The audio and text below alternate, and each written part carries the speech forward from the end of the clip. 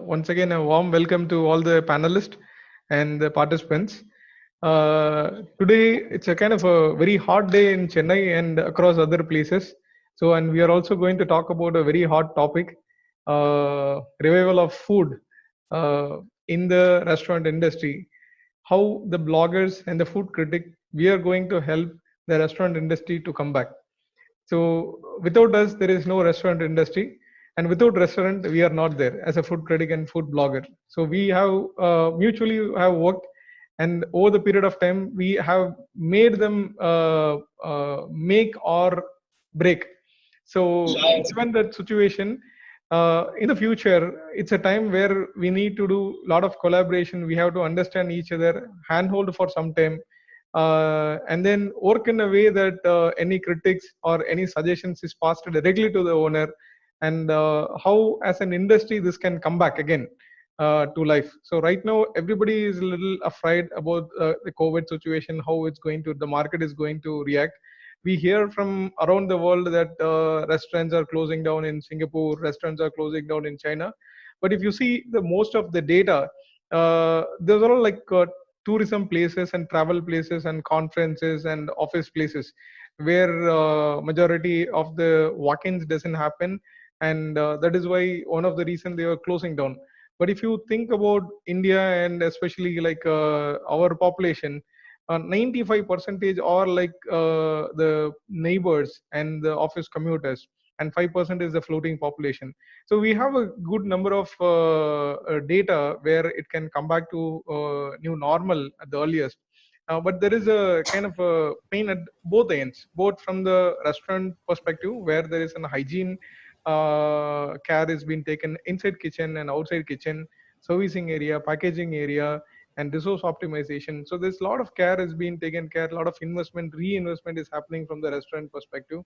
And at the same time, like as a food critic and blogger, you all were concentrating on the pictures, images, aromas, the taste, the food service that's being done. So it is kind of fantastic journey for everybody.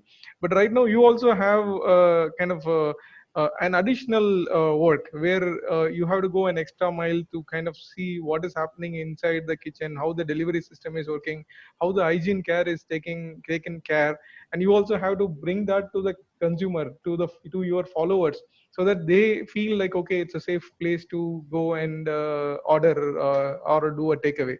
So with this context, I will start with Mr. Naveen. Naveen, you will be able to talk, Naveen, because you are driving or you are traveling. Okay. So Absolutely, Naveen, sir. okay. So Yeah. I will give a quick introduction of this panel. We have Mr. NSK, shortly called NS Krishnamurthy. He runs Yeah. Village Foodie Caterers. He is a founder and mentor, Right. 63 person, worked 34 years as an executive in MNC Indian companies. He's been throughout in the food industry, very passionate about food cooking. He understands the food products. He has traveled deep and wide inside India and many South Asian countries. Right now, he runs a brand called Prem's Grama Bhojan, focused on healthy village style food. All are millet based, red and black rice, and it's a family restaurant. So he has outlets in Chennai and Bangalore. Then we have Right. Radha Koshi ma'am. She runs kitchen in Facebook page, and Bake Tales is her website. She's a baker, she's a blogger, she's a cooking instructor, she's a recipe developer, and she's a food reviewer. So she's been doing this for 35 years, and she has helped many people with respect to the pastry and the bakes. And we have Yogita. Hi, Yogita. You can just wave hand. Hi. Yeah. Yogita is a co-founder of Human Factor Corporation. She's a HR by profession, food environmentalist by passion, and Buddhism in her way of life. You said in my way of life, so I put in your way of life. She have blogged and covered most of the food and the travel industry. She is an avid traveler. She has traveled close to 18 countries in search of local foods.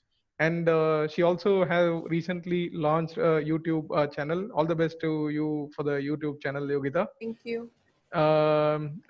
We have Naveen Suresh. Mr. Naveen runs Monk Studios. He's a blogger. He's an influencer. He's been blogging for 7 years and have been featured in various print and TV medias. We have Lokender Jain. He works in Wipro and he is a renowned vegetarian food blogger from Hyderabad. So he is a gastronomical person.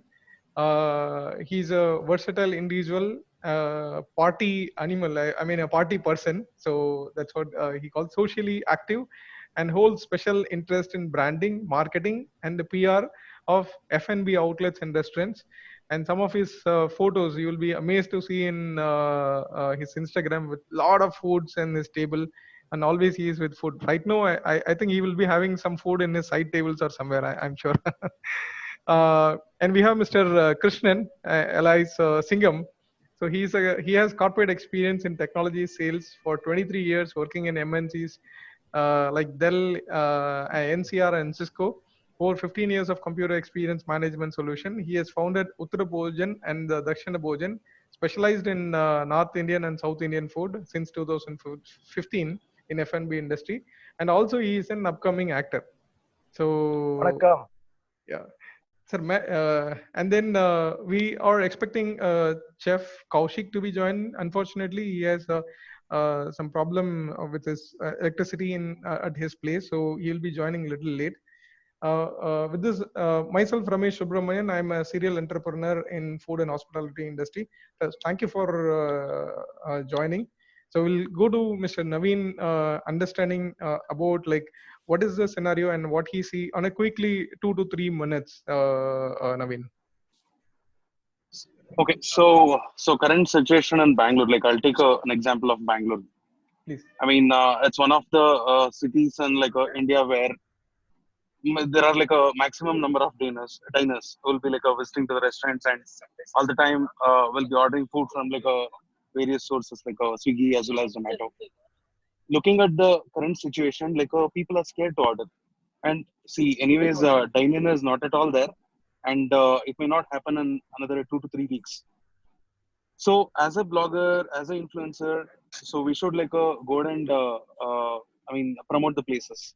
Basically, people do visit restaurants based on our stories and posts and like reviews or whatever it is. Here, what I wanted to tell is like promote the good food. Like I think like most of them are like following the standards. So, for example, like in last 15 to 20 days, I visited various restaurants. So most of them are like following the standards, like proper usage of like sanitizers, and it is some of them are like using no contact delivery. Earlier, I did notice only with the KFC, Domino's, and all, but now most of the standalone restaurants also following that. So I think that is a good practice, and I personally I wanted to create this awareness, and I should put it across in all my social media platforms. In fact, yesterday and day before also, I did put up few stories to talk about like how things are right now. It is absolutely safe to like order food from the restaurants. It's all like a chain link, whatever we know, and most of the restaurants are getting shut down just because of this. So probably, yeah, as I said, I would definitely like go ahead and promote on my social media platforms to encourage it. Thank you, Naveen. I'll come back to you. Lokender, how does it look like in Hyderabad? Correct. Yeah, rightly told by Mr. Naveen. This is the same scenario even in Hyderabad itself. Now that majority of the restaurants, not majority, since like all of them are closed for like dining in, so majority of them are like trying to come up with the takeaway and the parcel section. And not only that, few of the fine dining restaurants who otherwise have been selling uh, where the price of the food is like quite high when compared to the normal restaurants. Even those folks are now ready to come down to at a discounted price so that people can sit at the comfort of their home and then can order food via Swiggy, Donzo, and the other delivery apps. Thank you. So let's hear from our own Chennai. We all know, but let's hear from Yogita. So what is happening in Chennai, Yogita? Okay. First of all, thank you, Ramesh, for giving me this opportunity, because I think this is something that not only would help the restaurateurs who are here, but also would help general public to understand what are eating habits and what is required in Chennai today. I'm talking about Chennai today because I am in Chennai, but I think screeching noises again. Yeah. So, it is something that is required in any city that you go. To come about my style of blogging, I don't know how many of you all have seen my style of blogging, but whenever I used to go to the restaurants, and I think people who are here in the restaurant group will understand that I would insist that I want to see the kitchen. I would shoot the kitchen even before coronavirus. So my style was always about hygiene first. When I do my blogging, I'm particular about hygiene. I'm particular about the ingredients that they use, because I know people try to cut cost. I'm not blaming anybody. After all, it's business for everybody. But I was very particular about the ingredients that they use, the ingredients where they source from. Most of the chefs who are sitting in this discussion today would have understood it, because I've gone back to them and I've asked them, where did you buy this product? How old is your produce? How do you use it? I've gone to restaurants, I've seen certain sauces which were expired. I'm not going to name them, but these are things that I have pinpointed. So even before Corona, hygiene was always up for me. So I think now with Corona, it's doubly up for me. I am slowly starting to promote people, because I think that is what I love to do, and I am going to do it. But I'm going to be very sure that if I am going to talk about a place, I have to be doubly sure about it, because if I am, there are a lot of people who believe me and go and invest their money and buy things. So I think I have to be very sure. So I'm promoting slowly places only where I'm 100% sure that the hygiene is perfect. And whoever I'm talking to now, few people that I'm talking to, including Star Hotels, let me tell you, they are doing good business in takeaway. And I'm very happy for them. So if you have your hygiene right, you're doing all the right things, I think Chennai still has a big market. And I know there is still a demand for takeaway and delivery, because yesterday when I was trying to book Dunzo to bring something for myself, lunchtime I was not finding anybody. That only means that lunchtime and dinner time surge is still there. People are still buying food from outside, which is good news. But at the same time, since people are getting business, I would suggest every restaurateur to please keep up that faith of people, where they know things are right, and so they're buying from you. So those are things that will start from my conscience. So person who is giving food to somebody else, please be conscious that they trust you and they're buying you. So, be careful that you're taking care of all that you have to do. We are here to support you. If you're doing the right thing, we will definitely support you. In turn, your business will flourish. So we are always there. This has always been my passion, very close to my heart. I will continue to do it, but provided every other care is being taken by the restaurant. So I think Chennai is doing good as far as takeaways are going. So I'm happy that way. But we could definitely do better. Okay. Thank you, Yogita. I'll come back on that. Krishnamurthy sir, given the scenario, you heard about 3 people talking about like the hygiene factor, and they definitely need hygiene. So how do you think from a food critic, where they are brand ambassadors of restaurants and hotels? So how do you think the individual restaurant or the hotel can collaborate with them to pass on that message that, okay, we are hygiene, we are prepared in these ways? I think they touched upon very valid points. Okay, but hygiene, immaterial of today's situation, is always important. Okay, it's all the more important now because we are talking about personal hygiene and social distance, right? Because to contain the spread and the damage. Now, you might be very hygienic in your kitchen, but that's not sufficient today. You have to just go beyond that and ensure that there is no mistake taken place at the place of preparation, at the place of service, en route the transit. Okay, so now it's all the more important, and there are extra dimensions added to the hygiene now. Otherwise, earlier it was different. Hygiene is always important. Now there is an extra dimension added to this.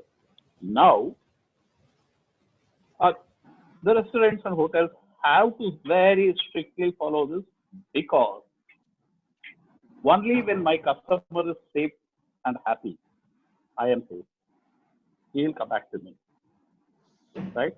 Yeah. So if I really do not take care of the safety of my customer, I am risking my own business also. So in everybody's interest, the restaurants have to take that, not one extra mile, at least 10 extra miles. They have to do that. It's very clear, simple. Okay. Sarah ma'am, one clarification to you. So now there's a lot of home cooks and home bakers are coming up. So apart from restaurants, do you also kind of see bloggers jumping into the home bakers? How does that happen? So because restaurants are easy to approach, they go as a normal consumer, they review it, but home bakers are always kind of challenging. There's so many people. So how does the blogger approach the home baker or a home chef? I think most of the time it is word of mouth. Okay, so some, a home chef in your neighborhood, you would tend to go to that person and ask them to make something for you. But here, in this case, of course, you can't go and check on the kitchen because they won't let you do that. But you buy with a certain amount of faith, in them, that what you're going to get is, what you would make in your own house. So a lot of home chefs, I think, are going to be coming into prominence, especially in this particular scenario. Okay, thank you. Christian sir, you have been like kind of increased. You have increased your sales even during COVID time. And from a customer perspective, so you blog about yourself, and then you talk about yourself, you promote yourself a lot, and then the food products also talks about your hygiene part. So how do you ensure that, and how do you what do you advise to others, like, okay, follow these things, then your sales will be up and running? Right. Thanks, Ramesh, for bringing me in. Am I audible? Yes. Great. Hi, everyone. I can see some of my friends on the panel today. See, basically, Ramesh, when I started Uttar Bhojan in 2015, I started with the name Uttar Bhojan, Taste the North. First, the name is very simple to understand and people can recall the name, right?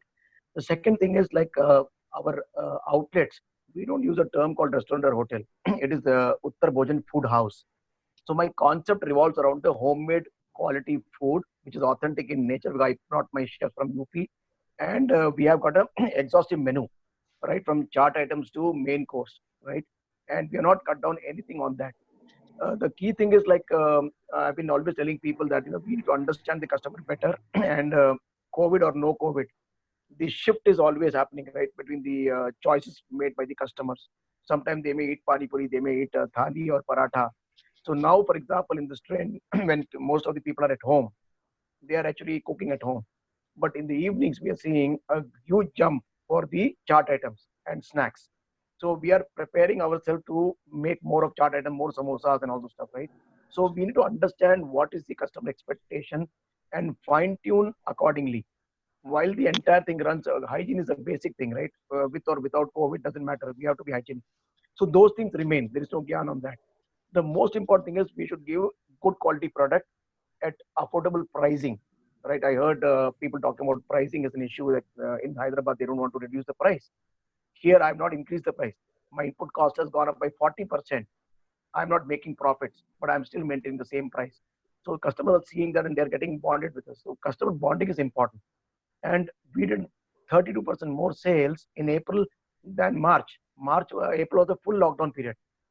I was also concerned because nobody knows about COVID, right? It's all new for us. but it's finally a decision is made by the consumers to pick my food in this critical scenario, right? So we maintain all standards. We have extended the standard levels to the next level, like we check the temperature of the people, our employees, hygiene factor. We have extended that. It is increased, like Yogita was talking about. So the quality of the ingredients matters a lot. We have never cut down on that. We did not increase the price. We are taking the beating. If we cross next 2-3 months, that brand value will be more. People will be able to recall, and bonding is important. So that is where I would say we have to make a difference. And the bloggers are a part of the family. They should come forward and support us, highlight these plus points of good food. More than fancy looking food, we should give them good food, the real ones, the real look of the food should be presented to the consumers. I think that is very important. Naveen, what is the comment on that, Naveen? And two questions. One is he was talking about good food. Unless otherwise you taste all the foods because the Right. norms have changes, it's going to be difficult. Like you have to restart everything. Even the existing restaurant who's at 5 rating, we don't know Right. how it will perform post COVID, right? So it's going to be a big challenge for you Right. also. So how do you see that this challenge? So, one thing I would say, no one wants to serve like a bad food. Naveen, your voice is breaking. So, if I see like a restaurateur point of view, Mhm. whatever, is it better now? Yeah, it's better now. Okay, so no one wants to serve like a bad food. Everyone wants to serve like a make delicious food and like a, so if Naveen, I think your voice is breaking. So maybe I'll just pause for a minute and then I'll come back to you. we are like maintaining the Hello. standards, Uh, so not Naveen, even Naveen, like a Naveen, can you COVID hold? or anything can break the restaurant. Sure, Naveen, sure. your voice is breaking. Hello.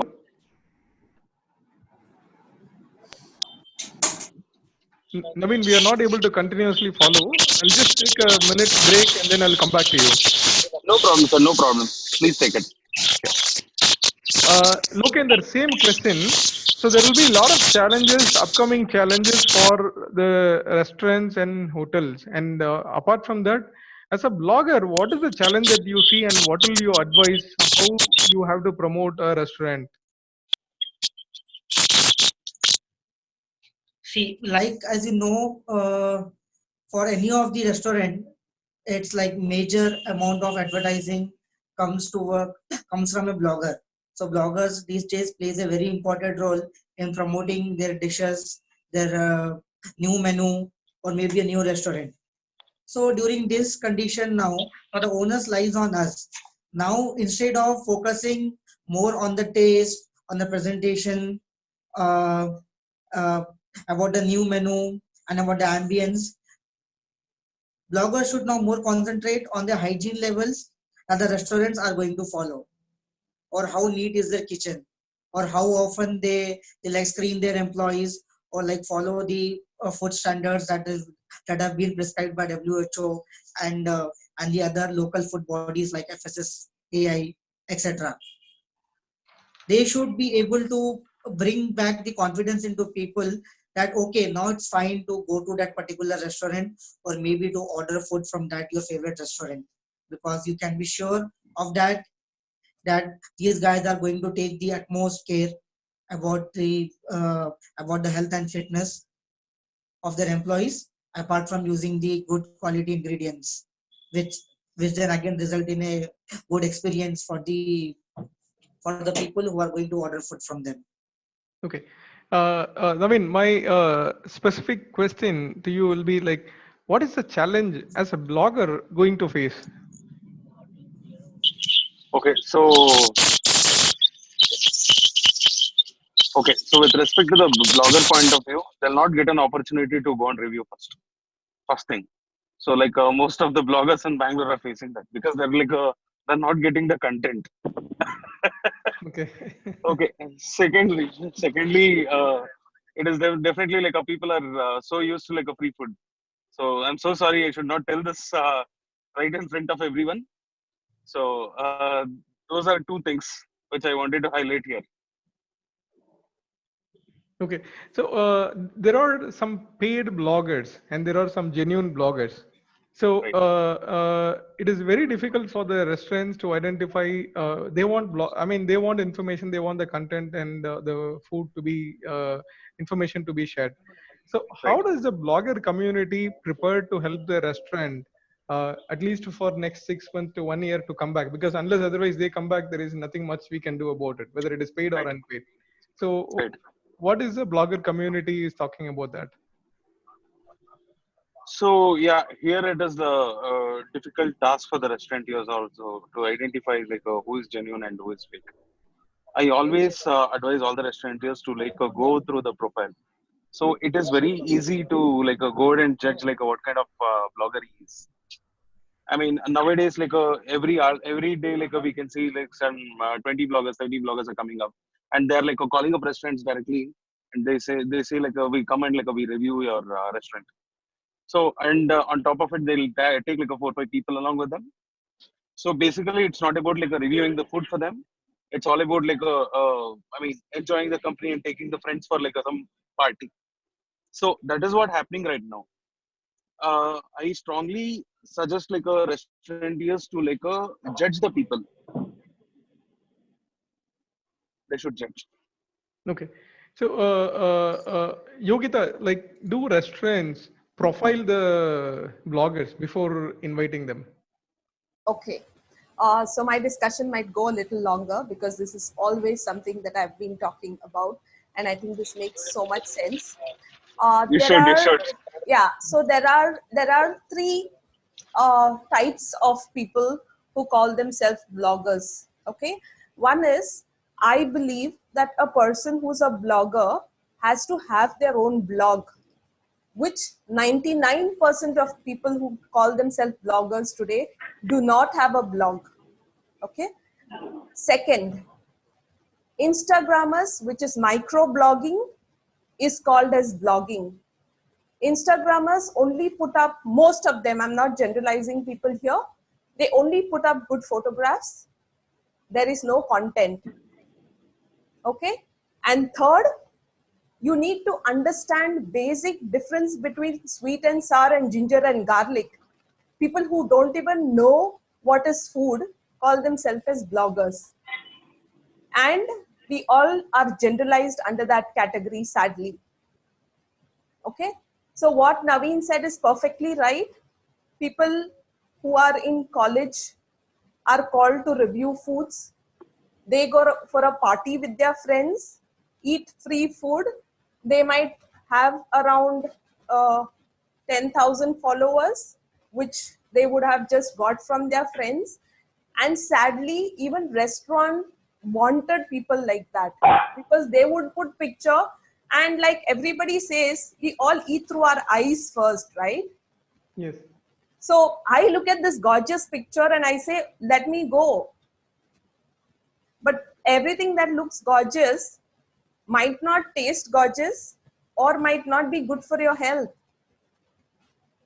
So I think the blame is also on a restaurant or their PR agency, who are not finding the right sort of people for them. And if you look at that, you need to perish someday. It is a bubble which breaks someday. And today it's broken. Today, if I'm talking about health food, I know what I'm talking about because I cook for myself. I know each and every ingredient that goes to a food. I can self-proclaim and say that I know about food, and hence I'm writing about food. So, in all this big rush and the rat race that we were having, everybody just wanted to see their pictures on Instagram. And they just gave the reins to everybody. And most of them was abused.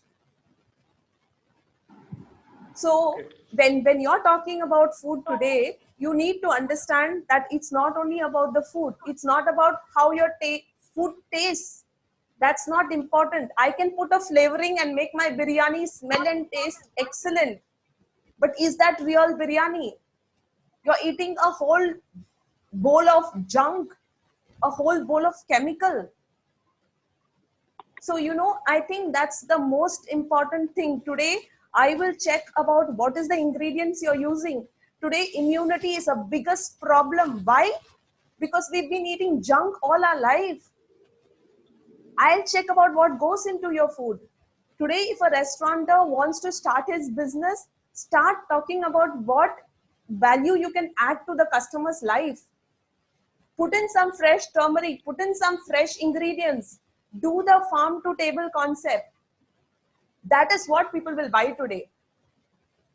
Yeah, exactly. So we have two experts who are currently doing that, and Mr. Krishnan and Krishnamurthy sir. So coming to you, Krishnamurthy sir. So like Yogita said, so you can do a farm to table, you can do hygiene. How do you actually kind of communicate to the customer? Okay, fine. Hygiene is one part of healthy food. Yogita is perfectly right in talking about the ingredients and knowing what you are cooking and how is it going to be beneficial. First, I need to know everything. Okay, now there are three excellent bloggers and reviewers and influencers. Probably Krishnamurthy sir, your voice is breaking. and Tara, I can't. Oh, Sir, I'll come back to you. We are not able to hear you. blogger, I look at these people as knowledge. Sorry, is it breaking? Am I not clear? It's breaking. So I'll take a pause. I think there is a break continuously. We are not able to hear you. No. You want to try again? Please go ahead. No, what I'm saying is, Yogita was very correct. And these three people are brilliant in their own way. Naveen is a very big influencer. Yogita knows the food like a back of her hand. And Tara can really, churn out dishes that are wonderful. Wonderful. Okay, now I have worked with these people. I don't look at them as bloggers or influencers. For me, I look at them as a knowledge bank, okay, from where I can draw. I have worked with these people for my product development, Yogita, Sara, and Naveen. I conceive something, I discuss with people. All of them are very personally known to me. I discuss with people, this is my idea, what do you think? Then I make the sample, invite them to taste it, what do you think? And then I sample it to my customers and all those things. The point is, anybody can say, okay, anybody can eat and say, oh, this is good, this is not good. Many people can say, this is good, it would have been better like this, like this, like this. Many people can, put it on the table and threadbare analyze. But few people can guide you to perfection. And these are the kind of people who can really guide me to perfection. I have interacted with Naveen, I have done so much of breakfast development with him, and Yogita was part of it. Tara and Smita, they used to come and they test the food, they give me ideas and all those things. So for me, as a restaurateur, as a food lover, I would love to draw from the knowledge bank and fine tune and get. Once you do it, then they need not even come and write about it. You have a best product on hand. So that's the way I look at these people, honestly, bloggers and other things. See, quality, service, or commitments we give to the customers. That is the value we bring to the table. Okay, immaterial of COVID, immaterial of any situation, immaterial of your bottom line, they have to be there. And the customer has to have a trust in you. They say, okay, he says it's good, it's good. And I can rightly say, okay, it's food. I can eat safe. I can give it to my children. My whole family eats in my restaurant. We don't cook at home. And I sit with my customers. When these people come or something, I sit with them, I eat with them. Okay. So, anyway, That's the way I said. For me, these people are my knowledge bank. I draw from there. I use it. Thank you, sir. Naveen, coming back to you. Yes, sir. So the food blog by a critic or a food blogger, the thing's going to change, because if somebody getting paid and then blogging, if the food is some consumer is going to give a negative back, it's not going to impact the restaurant. It's also going to impact the blogger. So Sorry, sir. Can you please repeat the question? no. If the restaurant calls a blogger, a paid blogger, and then they want to review the delivery and takeaway, so that the price is, I mean, the sales is increased. But then Right. during this situation, if the food is not hygiene or hot or something wrong, so both the restaurants and the blogger are going to get impacted. So the blogger also has a very keen interest to make sure the food is kind of done very well. So it's not getting paid and then writing some blog. Right. Okay, so given this situation, what a blogger should do and what a blogger should not do post COVID, at least for the next 6 months. Okay, so the blogger also should do some research, like how consistent the restaurant is, and like who is the chef behind it, and what kind of dishes they are making it. I would suggest not to do any experiments at this moment. We have so many modern Indian and some random stuff they do now just to impress the customer. What I would suggest is at this moment, let the restaurant here stick to the basic food, basic good authentic food. That is enough. So imagine we are in the situation no one wants to go and eat the fancy food. All they want is a good food. If they promote the good food, that is fine. They're sorted. So that's the reason I can give you some of the restaurants in Bangalore. They're doing wonderful job.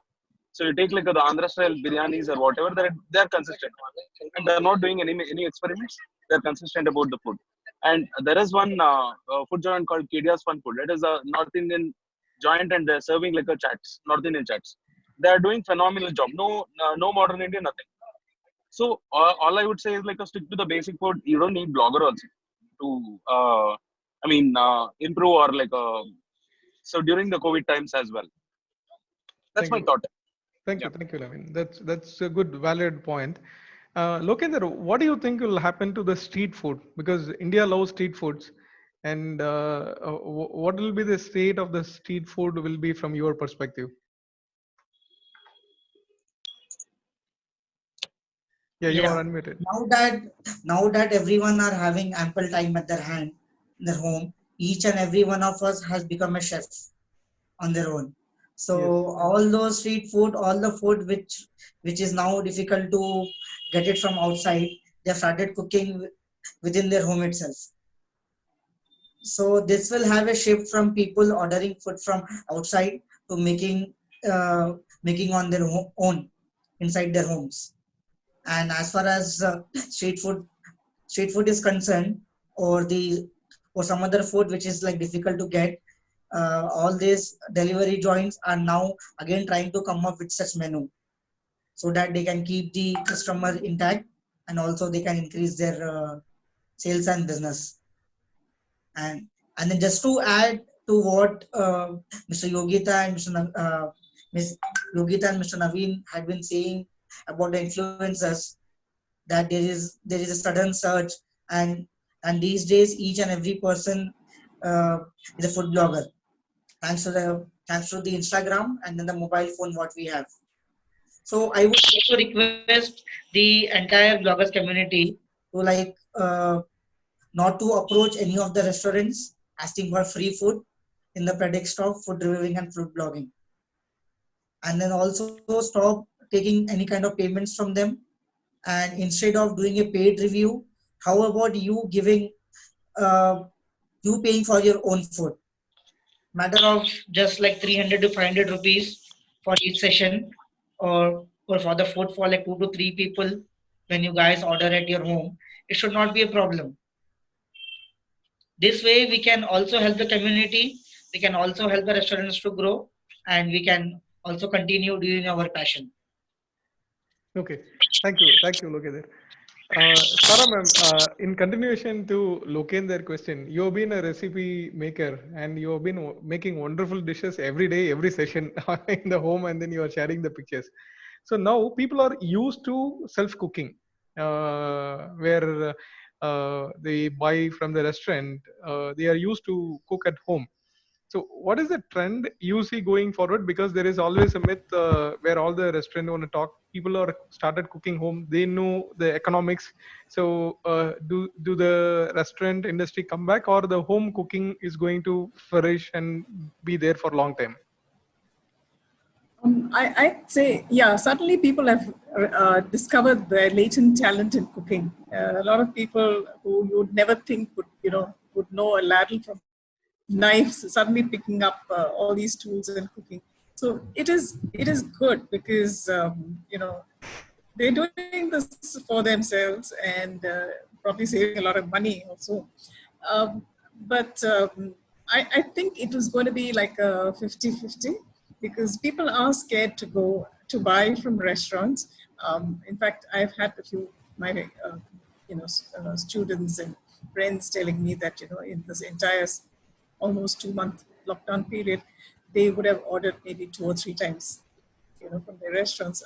Otherwise, they're cooking at home. So I think it's brought out confidence in their abilities, which is good. And also, they would be very careful before they decide to order something from a restaurant. And probably they would go to the ones that they would feel the safest with.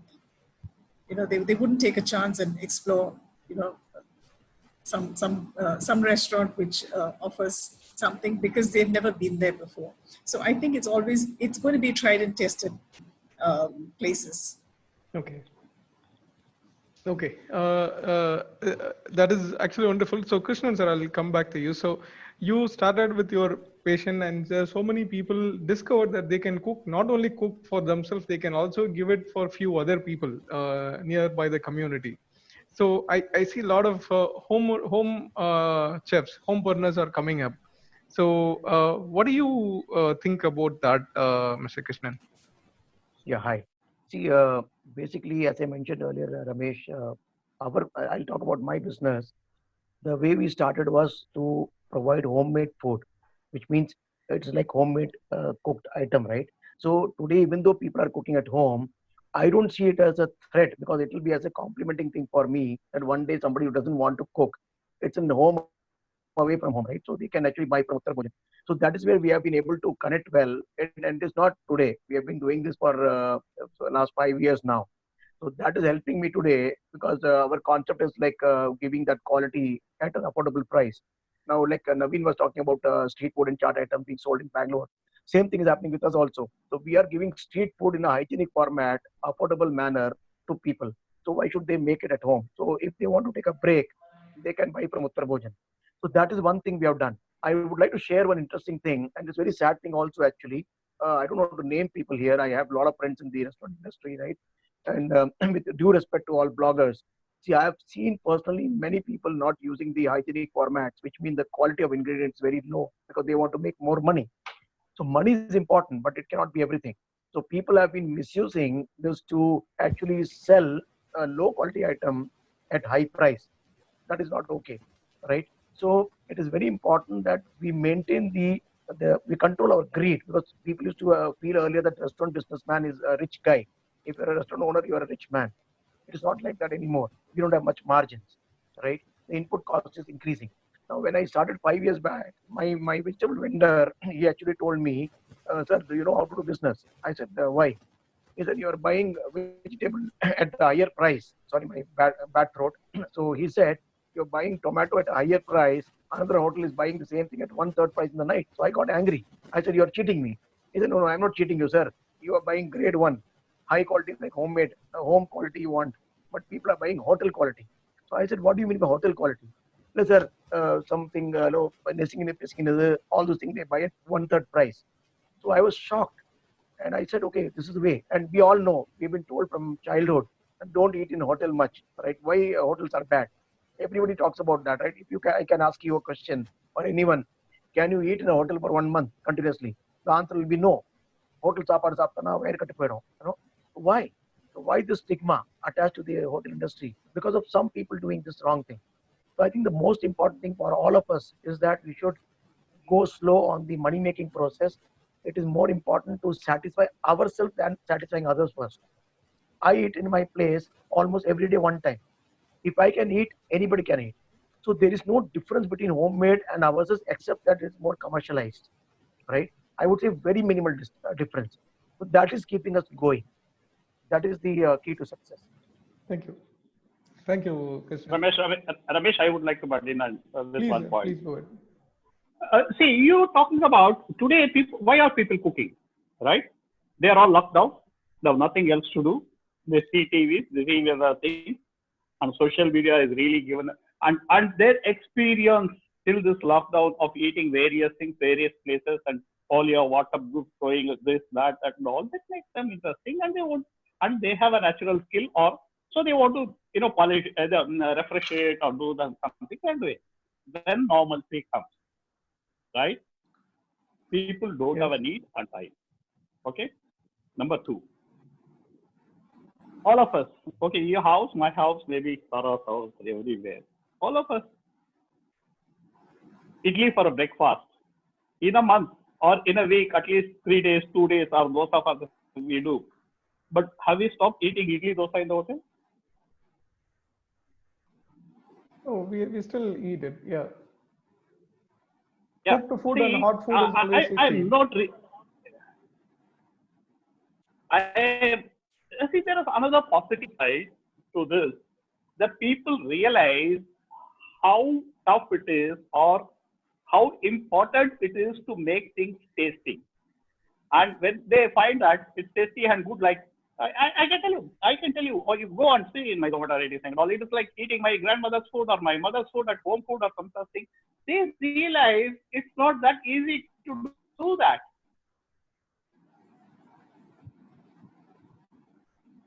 It's very positive. I look at it. I'm very happy every home because their appreciation for food goes up. A good food really goes up. So that's a positive thing. Thank you, sir. I think one more thing, just the last bit of mine. Like NSK sir said, it is very important for people to understand the difference between good taste and quality. See, what happens is on the roadside eateries, people get low cost product with good taste, but the quality is bad, right? So people have to start choosing what they're eating. So we should give them good quality product with good taste at affordable price. I think that is the key to success. That is important for people to understand. That is very, very important. Yeah.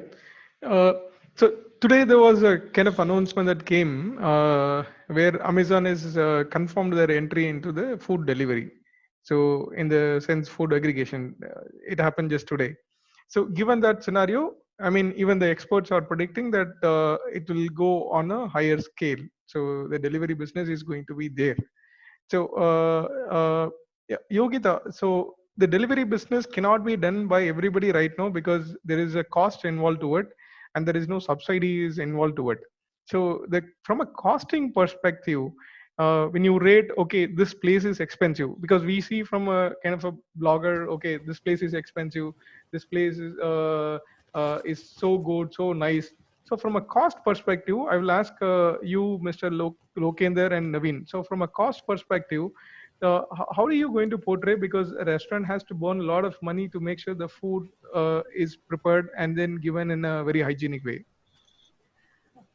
Yeah, so Ramesh, what I look at it at this point of time is, somewhere I think this discussion was there before also, where we are going to say at this point of time we have to see that our margins are not really high.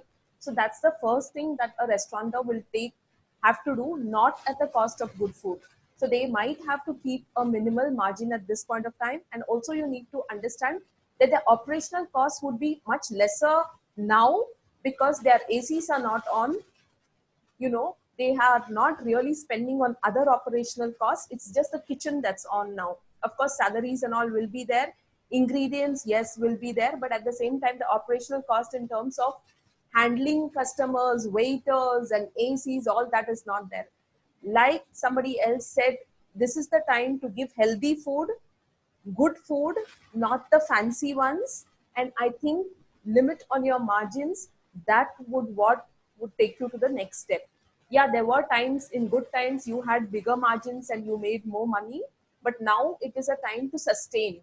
And the more you try to sustain, you might have, after a 6 months or a year of how we're looking at things today, you might see brighter sides. But in this scenario, you just need to swim. You don't need to, be in the race, but you just need to swim at this point of time. So I would say that they have to, even with Amazon, I think they will have to see, there's a lot of, again, in the delivery business, there is a lot of competition there. So I think it is a market where everybody will have to understand that this is the situation today and work towards something better and something that's local, again, local, cheap, but at the same time healthy and hygienic. So these are the things they can focus on. Give local food. People want that. COVID times, we are not looking at something special. We are looking at something very basic. If you can do that with low cost, but at the same time hygienic and good, I think that's the way. Keep your margins a little restricted at this point of time is what I can say. Thank you, Geeta. I mean, Ramesh, I want to make a point here. Please, sir. You see, today, always, but today more so, customer is the driving force, whether it is an aggregator or a restaurant. The customer, which way he goes, all of us are guessing because of this, customer becomes choosy, becomes health conscious, or he becomes price conscious because of his, socio-economic factors, earning getting affected. You see, two things have to be really, we can only predict or assess, but in reality, how it will. One is the customer preference. What is he going to prefer? Two, the customer spending. Where is he going to spend that money? Okay, these two things will lead the businesses either for a restaurant or for an Amazon or a Swiggy or something. Okay, now it is the customer who is going to lead the whole of the industry. Okay, now we need to.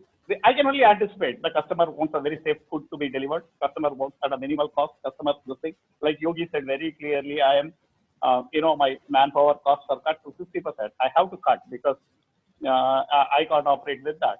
And my AC cost is not there. My service cost is not there. My maintenance cost is not there. All those things, okay, all those things. But there are other factors like my rentals are there, my other expenses are there. And the more I earn, the more the more business I do, the more I earn. Now, if I do less, I may not earn anything. But at the same time, like all these people pointed, it's a question of survival. If I survive today, right, even at the cost of losing a small amount every month for next 6 months after that, if I survive today, I can revive everything later. So today it's survival, then revival. So for basic survival is, like I repeat, quality and service or commitment values. We have to deliver it, not in COVID time, at any time and any business. These two things have to be very, very clear. Thank you. Thank you, sir. So, Naveen, between the delivery coming from an aggregator versus the delivery coming from the restaurant, if they can arrange, going back to the older days, which one do you prefer? Right. So, going with the restaurant directly, like I can give another example. So there is one of the oldest restaurant in Bangalore, that is Sea Rock. Naveen, your voice is breaking, both video and voice. So they have stopped the aggregators like Swiggy as well as Zomato. Naveen, sorry, can you come again because you're traveling and then it got interrupted. Yeah, I'll come back to that question. Okay, so what I would say, Yeah. choose their own delivery. Okay, so see, own delivery is fine, but then this technology has given us a lot of options where we know when it is started, when it is cooking. So all those perspective, we know where it is on the delivery perspective. So Right. at this point of time, it's very difficult for the restaurants to invest on the technology part. I mean, they can invest, but not to the Correct. technology perspective. So that's the Correct. advantage consumer everybody has got. So what is your stake on that? Sir, Because it doesn't actually matter if you ask Mhm. me. So it doesn't matter. This is all like the aggregators have shown this like a lot more. Like we don't need all that. I Okay. don't want like a food is getting prepared like when I'll get it delivered. So see earlier like we know like a few years before we used to call up the number directly and we used to order and pretty confident like whatever the time frame like a 30 minutes or 45 minutes or we used to get that and we don't. I mean this is all we have seen the technology and like technology has come up with a lot of things but I certainly stick to that old model, good old types. Okay. Thank you, Naveen. Ramesh, I would like to add to what Naveen said. Go ahead, See, when Naveen. I started in 2015, we were doing direct delivery. So I had local people and we had got 2 vehicles to deliver. But after a couple of months, we faced a problem of the manpower itself. See, one problem which I've been facing, I'm sure a lot of the restaurant owners will agree with that, is getting local manpower for delivery. And the app perspective, it's not very expensive. Last year, in 2018 February, we launched our own app. You know what was the cost? Just 15,000 rupees. And there was no fancy stuff of tracking the food and all. People will order the food, it will come as a pop-up, we'll bill and we'll dispatch. I had to stop it after 4 months because I could not deliver. I was getting orders and I was not able to deliver because local people were not available for delivery. So it was a big challenge. So I've been always working through the Zomatos and Swiggies of the world because they provide manpower and they've got the strength and the power to play the game. So that is there. But if you now you're talking about Amazon coming into the picture, it is purely opportunistic, I would say, because I've been closely monitoring these people for 5 years. See, today, Swiggy, Zomato, they have done a fantastic job, right? So, what is it going to be different from Amazon? The biggest problem I've had this with these people, and I don't support that personally. I'm one of the very few people who have done that. There is no discount from Uttar Bhojan, no discount. Even if the sale has gone down by 30-40%, I've taken the hit and it came up after a couple of months. But there is no discount. The discount thing has to stop. It is purely the restaurant owner's perspective to give. These people have been pushing and trying to buy out the consumers from a particular zone, giving freebies and offers. It doesn't work, right? If you want good quality food at affordable price, then no discount. Buy a good product at good price. That's it. So there is a lot of input cost. So discount thing has to stop. Then only everybody can make money. Today Swiggy is cutting down people. They are removing people, right? Zomato is doing it. Why? Because they are not making money. It's all valuation game. So can we be real for at least this time? This COVID has to change everything, including the aggregators. They have to become really good in terms of serving the right food from right places. I have seen. I don't want to demean people. I have seen sandwich shops on top of a or near the garbage area selling good looking sandwiches through online aggregators. If you go and see there, you will never eat. So they should not onboard such people just for commission. I think everything has to be strictly monitored right from aggregators to our side.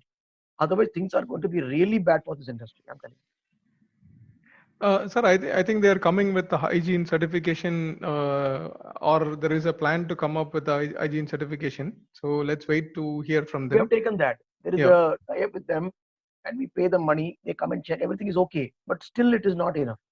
Okay. There are a lot of loopholes in that. So I'm sure the aggregator is also working a way out of it. But that's a good message. I mean, the consumer has to be very careful in choosing the right Not about vendor. consumer. He has to decide where to eat, what to eat, when to eat. We have to only serve. We should be ready. Yeah. Like SK sir said, consumers are the king always. It is nothing new. But we have to go in line with their expectation and meet their expectation. Otherwise, the game is over. Okay. Sarah, ma'am, now that people cooking at home, they know what is the ingredient, what is the cost, and everything. So, is there any debate or discussion going to happen in the restaurant? Okay, this is costing only this much, but you are selling this much. So, earlier, many people may not aware of it because they are busy going to work, but now they know the details, so they might have done the math. So is that going to be a little challenge to both a blogger as well as the restaurant from a consumer point of view? Pricing is always a very tricky subject. Okay, why do restaurants, charge 3 times the amount that you could make it yourself at home? The thing is, a lot of people go on saying, "Oh, I'm trying to make this dish, but it doesn't taste like how it does in the restaurant." So you are still hankering for that restaurant taste, and you have to understand that because restaurants have a lot of overheads. Uh, I mean, so that is why, first of all, that price difference is there. Secondly, if you're going to make something like, let's say you're going to make a Thai curry, okay, by the time you go and get your ingredients, those are some of them are exotic ingredients. You're going to get your lemongrass, you're going to get galangal, you're going to 3-4 different shops. And by the time, if you actually do the math, you'll find it so much easier to just go to a restaurant and order something because somebody's already made it for you. So it's not fair, I think, to compare what you make at home price-wise with what is done in the restaurant. There are certain reasons why the pricing is as it is, and that is why you have something called a menu. When you go into a restaurant, you look at the menu and see the price and decide whether you can afford it. Don't come back home and then write long reviews and say, oh, they I should stand with. Okay. Thank you, Sarah ma'am. Yogita, from your perspective, with a lot of lockdowns happening, post-lockdown, there is a relaxation which is given once the business is back. The restaurant still need to serve the food, and there is going to be dine-in, and there is absolutely social distancing need to be maintained. How do you think in general? I'm not talking about the fine dining. I'm talking about the normal food people get for lunch and dinner. So how do you think that industry, that kind of a restaurant, quick service restaurant or self-service restaurant, is going to handle this situation? And what will be your advice as a blogger? Definitely going to be slow, Ramesh. I'm not looking at it taking a big jump very soon because see again, like there are two types of people. Like somebody was talking about street food, and I wanted to, but I waited for my chance to talk because see that street food has a different market. Okay, so people who cannot eat in a place which is a little above street food will still go and eat the street food. So with this dining sort of thing where you're talking about the typical our South Indian meals sort of a thing where people go, uh, I would say people will still be apprehensive. When I say people will be still be apprehensive, people like us, the middle class, see the lower class have no choice. But we are talking about our level of people who are aware of why you should be safe, why you should stay at home, how it would help you, how it would not help you. It definitely will take some time to pick up. And I would say that is the way ahead because the moment if we are going to rush in and do all the wrong things, we are going to be in trouble again. So it has to be slow. I spoke to one of the chefs and he was telling me that we are not in a hurry to open because our concept is about a lot of people coming together and enjoying and sitting together, which is not going to happen. And so we will still stick on to our delivery. Takeaway and delivery is going to be what it is going to be for some time because our concept is about a lot of people coming together, chatting, enjoying, making noise, enjoying the music. If people can't do that, we're not opening our restaurant for now. So I think people like us are going to be more aware, are going to be more careful. It is going to definitely going to be very slow. So that's the reason my advice is stick on to your takeaway and delivery. Make it right because that's going to be the business for the next at least 6 months, or not even probably even more. But I would say that restaurants should focus more on takeaway and delivery for the next 6 months or a little more. So that would be my suggestion. Thank you, Yogita. Naveen, I think you can talk for 1 quick minute. So self-service, Bangalore being kind of very populated and self-service oriented restaurants, there's a lot of street food. Yep. So there's no norm to self-service right now. So is the self-service going to be there, or is it already open, or it's only takeaway? Yeah, self-service is already open. In fact, they're serving in containers. So people are just walking in and go for 10, 10 feet away and they're eating. So they're But not there's consuming. an impact of maybe I would say a 50% drop, but still they're doing a good job. It's picking up. Okay. Thank you, Naveen. So, Krishnan sir, from your perspective, so you have been in this industry for a very long years. So, the supply chain, how do you think the supply chain will be facilitating the restaurant industry Right. in terms of costing, in terms of availability of the product? Yeah. See what has happened now during this time. The things have the prices have gone very high. People have been selling for more than 3 times also some items. Right. You Hoarding have is to be a happening. little louder, Krishnan sir. Can you hear me now? Yeah, better. Yeah, so what is happening? What is happening is during this time, people have been hoarding and they have been selling at a higher price. A lot of people are trying to make money during this time, which is not right as per me, but I can't stop them, right? And in my company, for the last 5 years, I've been the only person who has been procuring things. Even though I've got managers, I have never given the job to them to procure. The procurement for a restaurant industry is very important. We have to very carefully choose the vendors, the products, the brands, the quality, the grades. We all know every item has got 5 to 6 grades, even vegetables and pulses also, right? So I have selected the vendors. I have chosen the vendors for every product. I've got 2 to 3 vendors. So I keep rotating and buying the brands. And I have not changed the brand also. For example, for the cooking oil, we have never changed the brand for the last 5 years. We use Tata Salt, right? So a lot of things are fixed. We don't change it, right? So the supply chain for those items are important. So we have made sure that the stocking is done adequately. We have been planning, and I've been personally involved. It has been always taken care by me directly. So that is one thing which has helped me in this crisis also. And I've been working with a team to go and buy stuff. Last 1 week back, when the Coimbatore market was closed, there were no vegetables available, right? So I was worried. So I took my car, I went on the road and bought vegetables for 3 times the price. But I went and bought. I didn't send anyone to buy because the quality should not come down. Price was high. I think the supply chain management is very key for that. Otherwise, things can crumble down. The government should do something about hoarding. That is very important to be blocked. Thank you. Krishnamurthy sir, your comment, sir. You see, in any business, right? Vendor identification, vendor development, vendor management are 3 key things in any supply chain. You need to know your requirement very well, which vendors have it, identify them. You make business with them with your terms or their terms or some such thing. Keep giving them opportunities. Always have an alternative vendor for the same. If it is not there, then where will I get it? Okay, now the vendor identification, development, how do you develop your relationships, your terms and your products with them?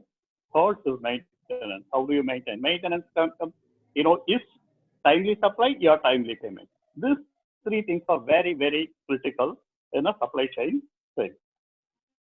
So this has to be ongoing. There are times because of some reason, some very good vendor is not able to supply you, or he supplies you a material which is substandard because he got it, and you realize it's substandard. Then you return it back, and if it is there with you, you take it or take it from the other vendor. So if you focus on these 3 things, your supply chain is taken care. Okay, thank you, sir. Loken there. See, okay, the delivery blogging, is it already happening, or it is something new that blogging from a delivery perspective, delivery food perspective? Because I have not seen any photograph in the box. I have seen only plated blogging that is happening. So, is that happening, or is it started happening? Yeah, it has slowly started happening. More than restaurants sending us the food, these like so-called Instagrammers are like calling up the restaurants and asking them, checking with them if they are open for delivery, and they're asking them to send them the food so that they can put it up on their blog. So yeah, this free food thing is like still continuing even in this pandemic times. But officially it is officially for the restaurants to start sending the food to food bloggers in an attempt to let everyone know about the quality and about the delivery that is happening in the form of takeaway. I think that is yet to happen because even I'm in discussion with couple of the restaurant owners where we are discussing the price tag as well, because nobody would want to pay the same amount what they are paying when they're dining inside a fine dining restaurant. Yes. So, Naveen, what is your answer? What is your observation with respect to the delivery blogging from a box perspective? Because you don't see the real food; it is in the box. Yeah, it is. It is in fact the PR. We should blame the PRs there. So in Bangalore, I would say in Bangalore, you can see all that delivery posts as well. Yeah, I think they should avoid this. They don't need all that. Okay. So just provide the hygiene food directly to the consumer. Simple, basic food, and reduce the prices, and let them talk about like the price reduction in social media. So that will pull the customers. Thank you. So, Hello, just to add one more thing, yeah. this whole kind of delivery food is just to let people know that the favorite restaurants have started the takeaway as well, or the online delivery. So for just to people let them know, they are now dependent upon the food bloggers so that they can post on it, and they will post only when they send a free food to them. So in this, like during these times, I think all those food bloggers should actually buy the food from them and then post it on their blog so that it will also help the restaurant owners. True, true. So I completely agree with it. So, Naveen, is there any group or a blogger community where it is stressed upon? Not only just one or two people taking that oath, but everybody uniformly doing that. Is that happening? So in like a smaller group, say you can say like I manage a group called Bangalore Breakfast Walks. So that is a group where like we never like went and gone for like a free food. You can ask Krishnamurthy sir. So where we Yeah. had one breakfast meet, and in the breakfast meet, so we clearly said Krishnamurthy sir, you give us a discounted price.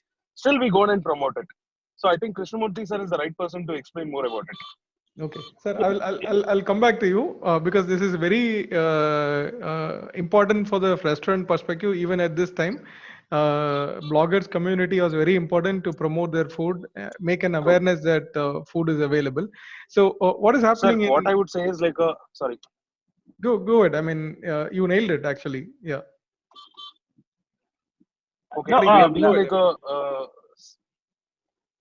ahead. I'll take 1 minute. okay. So Yeah. all these years, I have experience with Naveen, Yogita, Sara, and all those things, and many of the big bloggers in the city. I am maybe because of my age or something, I'm a slightly choosy fellow. I always choose a blogger on his value platform. Not a single person till date has had free food with me.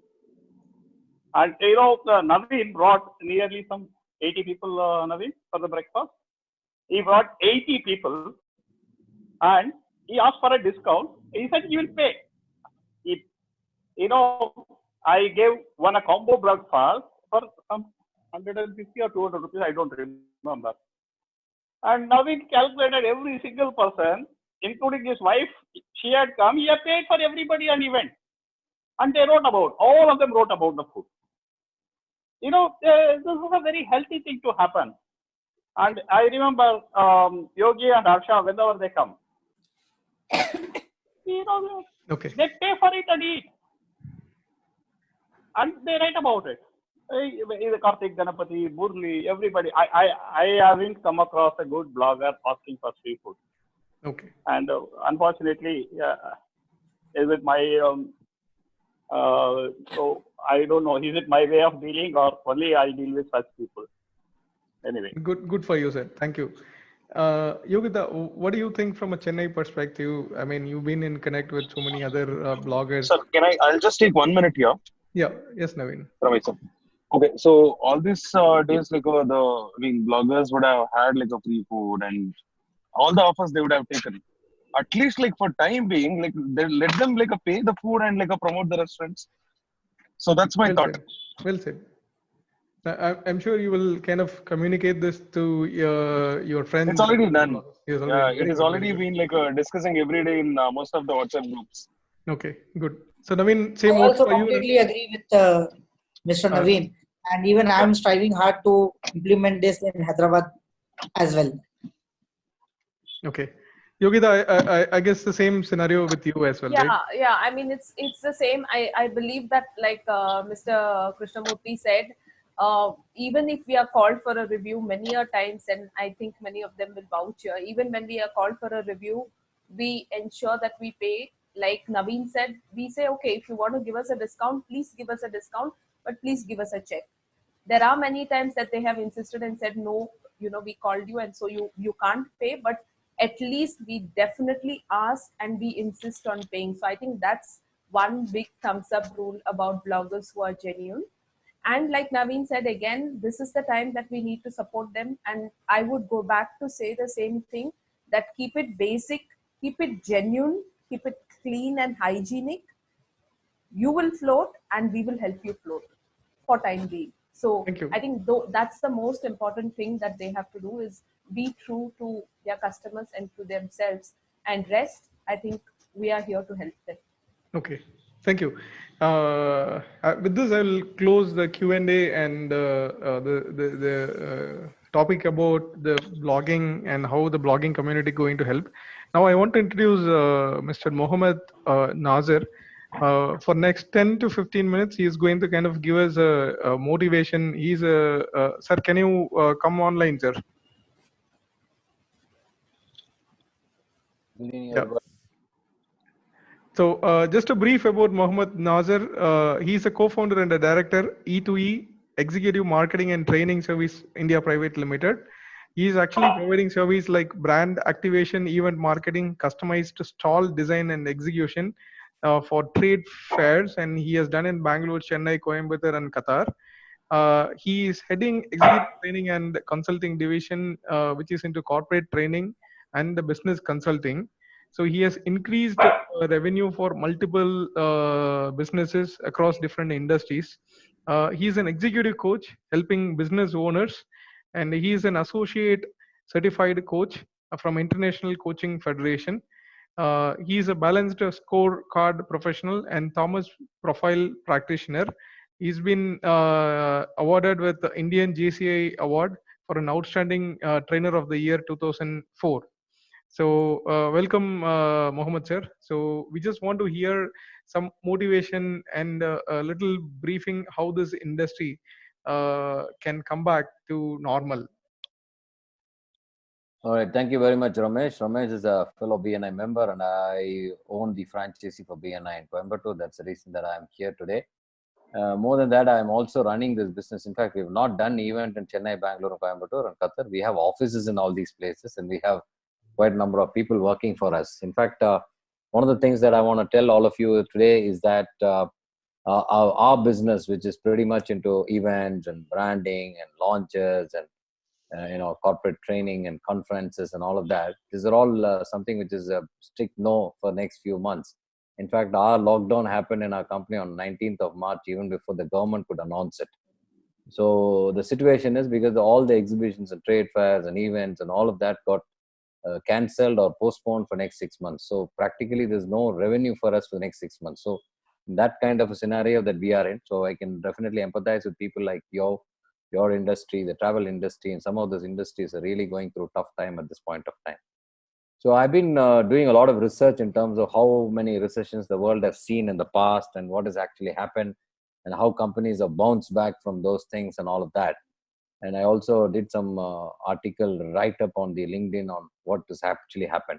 So I wanted to just quickly run through in terms of, I will probably put across this entire presentation in two parts. One, I want to talk about the scenario and how companies have bounced back in the past recessions. And I also want to talk about some of the things as an entrepreneur. I'm sure most of the people who are here in this group are entrepreneurs and restaurant owners, restaurator, or whatever you call it as. I just wanted to say some of the message that we can learn from some of the hardcore entrepreneurs. That's the second part of the talk that I want to do.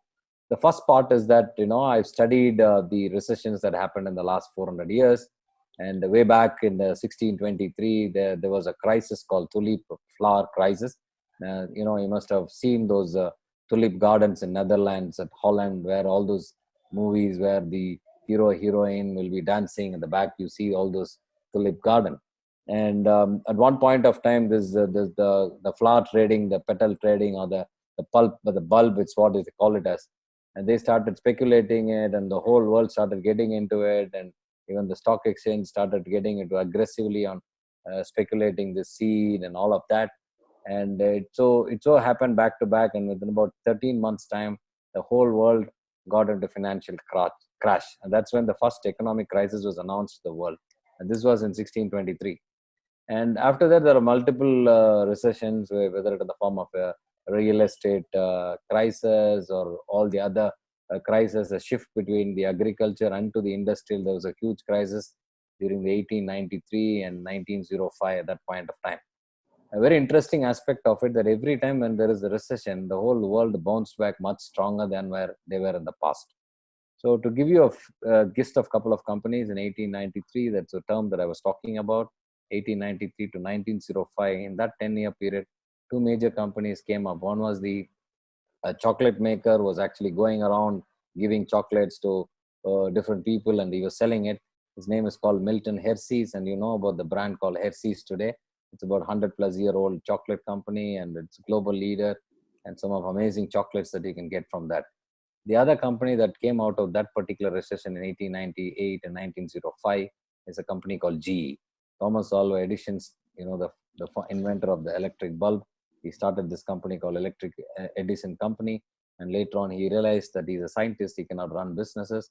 So he partnered with another guy, a professional guy, the first CEO, and then he roped him as a CEO, and then the company became GE, and then later on it went on to become one of the biggest conglomerate in the world, where the company's turnover is much higher than some of the GDPs of the countries. So this is the story that I want to talk about it. And later on, another major recession was talked about in the 1929s. It's called the Great Depression. That time, the whole economy was in deep trouble. And then, of course, we also had seen in 1919 where the Spanish flu, close to about 50 crore people, it got affected. 5 crore people died. Those days, there was not much of technology, no WhatsApp, no communication media, no fast communication of controlling this pandemic and all of that. So that was a situation in the past. And another major crisis which everybody aware of it was the 2008 great financial crisis.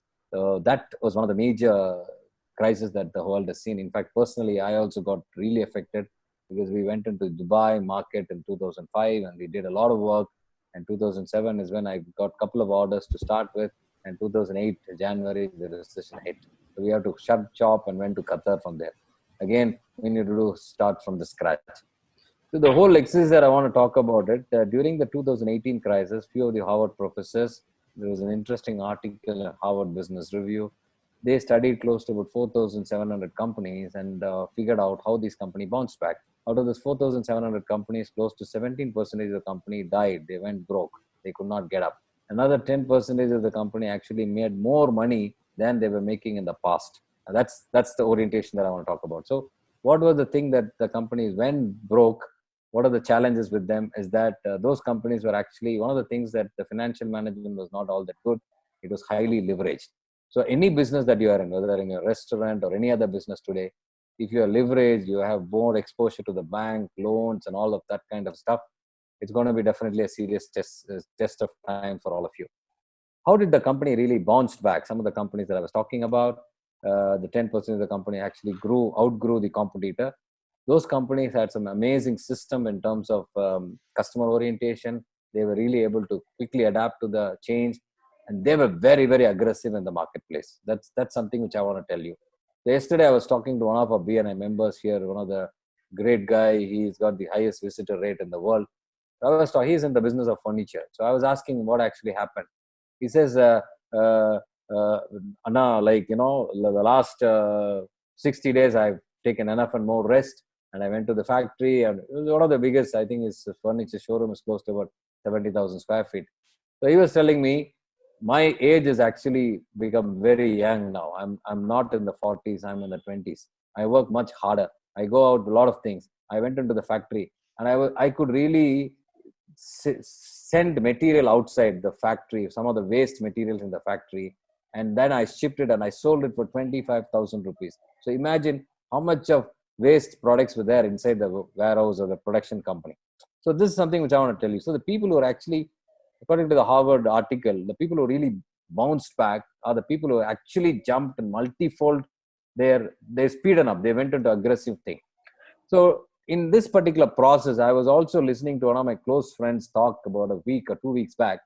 And he was telling there's used to be one of the resorts in Peru, which is considered one of the costliest resort at this point of time. When the whole world is shut, there were a few people. They are not ordinary people. They're super rich people. Every single day, you need to pay 3 to 4 lakh rupee in Indian rupee for a room. And there were about 70, 80, 100 guests inside the room. And they have extended their stay there by paying, not by just leaving it. So just look at the scenario for the high-fi people, how things can change. So according to me, definitely most of I was there part of the discussion about 15 minutes before before you could hand over the floor back to me to speak. I could listen to a few of the experts talking about it. I'm not all that good follower of the bloggers in terms of restaurant. This is something which is not good. I like food. I'm a foodie. I go to whichever part of the world. I love food. I go to the best of the hotels there and I eat. Apart from that, I don't know much about your kind of an industry, but I've been very closely associated how the restaurant business are happening, what kind of marketing strategy they do, and what are the things that some of the things are very unique about it, the way in which they promote it. Some of the things I'm very closely studying. So to tell you something about it, as I was talking about, you need to reserve your cash. That is the first thing that I want to tell you. Your fixed expenses has to be reduced at this point of time. Next 100 days is going to be very, very crucial. Or next 120 days, next 4 months, 5 months. What are you going to do to reduce your fixed expenses? I just wanted all of you to just go back to the pre-COVID time, even in December, January. If you look at it, the number of footfalls going into the restaurant and eating, dining and eating, were not all that great. Everybody was going through Zomato, everybody was going through Swiggy and all of that, right? So I have few of my friends who are running the restaurant. They have 3-4 restaurants in Coimbatore. So if you look at it, if they do a business of about 2 lakh rupee in a day, 15,000 rupees come from dine-in. Remaining 1 lakh 90 or 1 lakh 85,000 rupees comes from Swiggy or Zomato or something like that. The whole format was actually going through a transformation even before COVID could come in. I'm sure all of you agree on that. So that is one of the things that we need to keep in mind. Okay. Now, having said this, I want to just leave you with 2 stories at this point of time, and I want to say bye to you. The first story that I want to talk to you was about, even before 2008 crisis, there was this 9/11 happened in the US, and the World Trade Center in that particular building. One of the companies was run by a person called Chris Anderson, and this company was into publishing and big time publishing company. Their stock was listed in the New York Stock Exchange, very high-fi kind of organization. And that particular floor where the 9/11, the terrorists hit the aircraft, that particular floor, that's where his office was. So no way he could survive. The entire company got into deep trouble. The stock market price fell down drastically, and he was no way getting out of the business and getting into it. So the other side of the story is Chris Anderson was a regular visit to one of the think tanks meeting happens in the US for the last 20 years. And it was called Technology Entertainment Design, TED you're talking about. So this format was happening somewhere in the US. Not many people know, only those 1,500 people like Bill Gates and all the so-called super high-fi people, they meet together and they discuss about technology trends, entertainment trends, and design trends in the future. Now, what Chris Anderson did is he thought, okay, now that I don't have a publishing business, I need to go online, I need to go technology and things of that sort. So he went into the organizer and told them, why don't we take this TED forum online, go on the digital platform. So as usual, change is something is very difficult to adapt to. all those risks of the people said, no, it's not going to happen. We are not going to agree on that. So he went back and forth for about 6 to 8 months time. And finally, he convinced those organizers. And then the next thing, what happened is he went into best of the guys, technical crew, video crew from Australia, Germany. And he shot that particular conference and went online. That's what we talk about, TED.com. I'm sure all of you know where TED has reached today. So when the whole thing is going in a different trend, successful entrepreneurs grab that wonderful opportunity. They make crisis an opportunity and they go beyond. Another story that I want to leave you with today is an amazing story of this individual person called Amitabh Bachchan. I like to say this particular story because I'm personally attached to it, because I've seen many stories. I'm sure all of those entrepreneurs in this particular group, we have seen much, much bigger corona or COVID than anything else in our entrepreneurial journey. No, entrepreneurial journey is not that easy. Every one of you sitting here, you have hundreds of stories to say. Like I talked about Chris Anderson or Amitabh Bachchan or Sachin Tendulkar, anybody you say, I'm sure all of you will have more lessons to share to the world than our own personal stories are even more. There are a lot of tragedy, there's drama, there is hi-fi, there are challenges, there are shame.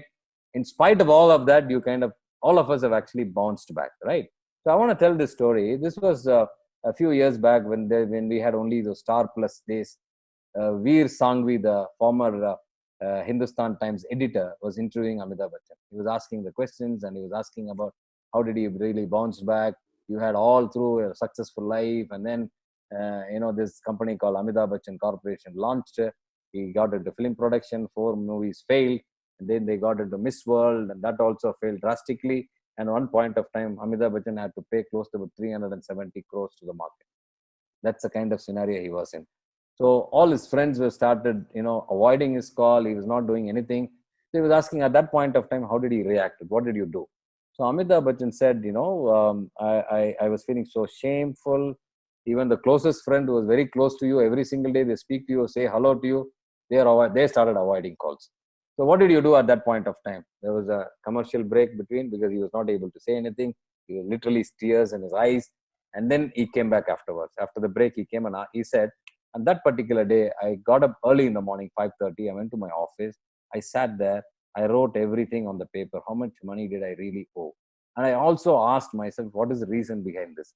Then I started blaming a lot of people around me, the so-called the top of the business leagues, MBAs whom I have appointed, the technical experts whom I have appointed, the so-called film experts I have appointed. All of them were there behind me to do all these things. But right now, I don't see anybody behind me. They're not there. They've gone.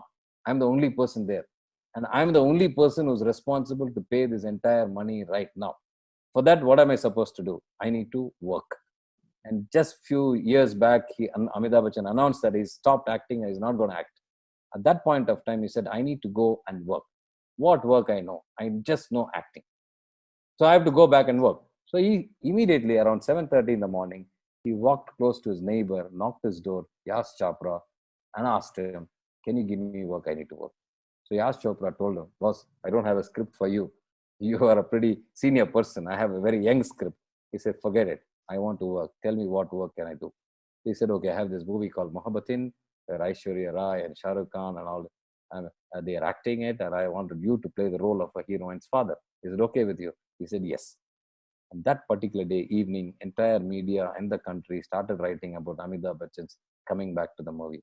It so happened on that particular day, Siddharth Basu got the rights for Who Wants to Be a Millionaire from the US, and he converted that into Kaun Banega Crorepati, and he went to Amitabh Bachchan, approached him, and he said, I want you to do this show. And you all know the rest is the history. So at the one point of time, Amitabh Bachchan was running an advertisement close to about 85 to 95 brands he was endorsing. And every 20 days once, he used to pay 5 crore, 10 crore, 20 crore, 50 crore. I was doing a workshop in Bombay for some of the senior managers from one of the banks. And I saw this one gentleman, he walked up and I shared the story and he said, I was there physically present. I was ex-manager of Canara Bank. Canara Bank had paid him 52 crores and he came and gave that 52 crores and thanked everybody for the patient. So my dear friend, that's an amazing bounce back story. I'm sure every one of you who are here, you all can bounce back and this too shall pass. I'm sure food is always a sunrise industry. Food, clothing and shelter can never go back. because everybody needs to eat food every single day. Everybody needs to be clothed. Everybody needs to sleep somewhere else. Okay, it's always a sunrise industry. Maybe the technology is changing, the format is changing. We all have to adapt to it. And the people who adapted to it, I'm sure in the years and months to come, inshallah, these 35 people, I'm sure most of you will be in the top of the league and interviewed by some of the best of the television personality. I thank you very much, Ramesh, for giving me this opportunity. And I wish you all the very best for all of you. Thank you very Thank much, you, sir. thank It you. was actually a wonderful, mind-blowing refreshment for us and good motivation. Thank you very much. So I'll thank all the panelists and as well as the participants. Thank you very much for your time.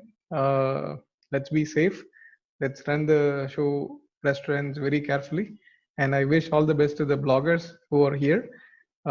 Please, let's be very cautious and very helpful to the restaurant industry for the coming months, few months at least. Thank you. Thank you. Thank you, Ramesh. Ramesh. Thank you, Thank you, everyone. Ramesh. Yeah, Thank you. Have a good evening, everyone. Bye. Thank you.